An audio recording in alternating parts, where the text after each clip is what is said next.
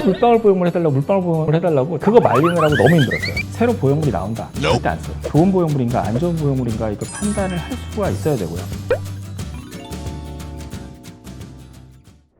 안녕하세요. 성형외과 전문의 최순우입니다. 가슴 보형물에 대해서 궁금하신 분들이 많을 것 같은데요. 실제 상담 오신 분들도 보형물에 대해서 잘 모르는 경우가 많이 있습니다. 오늘 속 시원하게 전부 다 설명해 드리겠습니다. 일단 가슴 보형물의 종류에 대해 설명드릴게요. 2007년 이전에 공식적으로 우리나라에서 허가된 보형물은 식염수 보형물 뿐이었어요. 2007년 이전에 사용했던 식염수 보형물입니다. 식염수가 들어가 있죠. 겉에는 실리콘 쉘입니다. 물이 이제 매질이 됩니다. 파동을 전달하는 물질이죠. 그러니까 뭔가 툭 치면 파동이 곳곳에 전달을 하게 되고 꿀깃꿀깃해져요. 또 하나 이 밸브를 통해서 이제 물을 넣게 되는데 물이 좀 새나갈 수도 있어. 여러 가지 문제점을 일으키게 되는 거죠. 그러면 이 생리식염수백을 이제 제거하는 게 좋을까? 절대 그렇지 않고요. 저도 수술을 되게 많이 했거든요. 잘 가지고 계신 분들 진짜 많아요. 쉘이 좀 약해져서 다른 보형물보다는 잘 터진다. 그러면 교체를 받아야 되죠. 터지면 몸에 전혀 지장이 없어요. 보형물만 발견되기 때문에 걔를 이렇게 싹 끄집어내고 예쁜 이제 다른 보형물을 이렇게 바꿔주게 되는 거죠. 그래도 대한민국의 준법 지켜야 되니까 이걸로만 했죠. 했다가 2007년도에 다행히 실리콘 보형물을 사용할 수 있게 됩니다. 2007년 이후부터 사용했던 코이시브 젤인데요. 그 중에서 스무스, 겉에가 맨질맨질한 그런 보형물이 되겠습니다.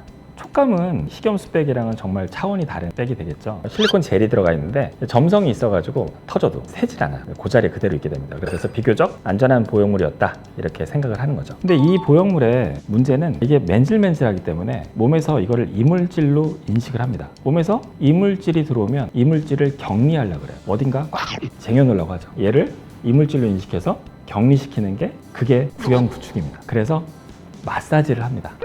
마사지를 정말 신경을 많이 써요. 저희 병원에서 수술하시는 분보다 마사지 받는 분이 더 많아요. 마사지사 10명 넘어.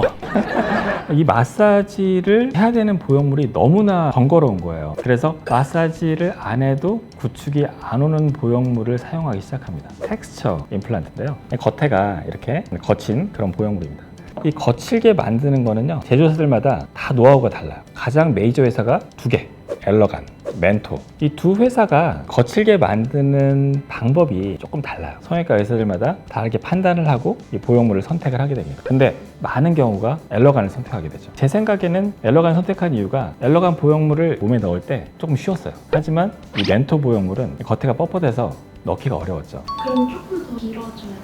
무한정 길어질 수 있어요. 어떤 분들은 1시간 이상 보형물 넣는 사람도 봤어요. 저는 5초.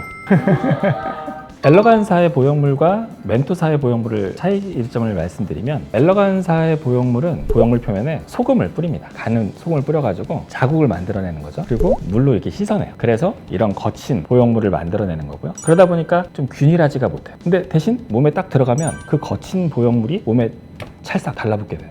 이 멘토는요 달라요. 이 보형물에다가 얇은 막을 하나 씌웁니다. 거기다가 폴리우레탄을 찍어요. 폴리우레탄이 뭐냐면 스폰지를 위에다 딱 찍으면 스폰지 자국이 쫙 남습니다. 비교적 균일하게 되죠. 얘는 몸에 들어가면 안 붙어.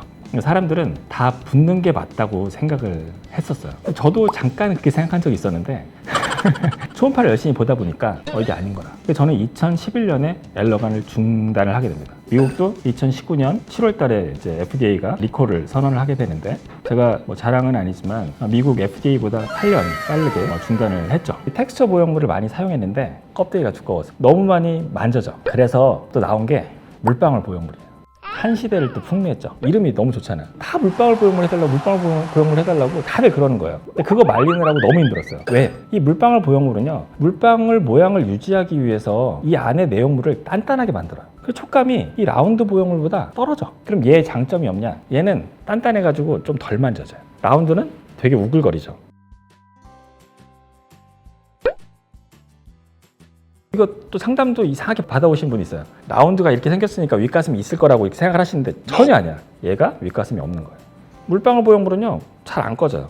그래서 난 윗가슴을 좀 하고 싶다. 그러면 물방울을 권하기도 했어요. 이 두 개 다 사실 요즘은 이렇게 많이 사용하는 보형물은 아닙니다. 그래서 제가 그 멘토사 보형물의 아주 헤비 유저였고 정말 많이 썼어요. 근데 이제 이 보형물의 유일한 단점이 껍데기가 두꺼운 거죠. 그래서 좀 많이 만져집니다. 리플링이라고 하죠. 리플링이 좀 적은 보형물들이 나왔죠. 상품명으로 따지면 뭐 모티바, 세빈, 마이크로텍스처 이런 것들이 대세를 이루게 됩니다. 이 보형물은 모티바 보형물인데요. 거의 겉에서 보면은 스무스랑 비슷합니다. 이게 들어가면 스무스처럼 구축이 안 오나 걱정을 솔직히 많이 했어요. 하지만 놀랍게도 정말 거칠었던 엘러간이나 멘토 정도의 구형 구축 확률이 있더라고요.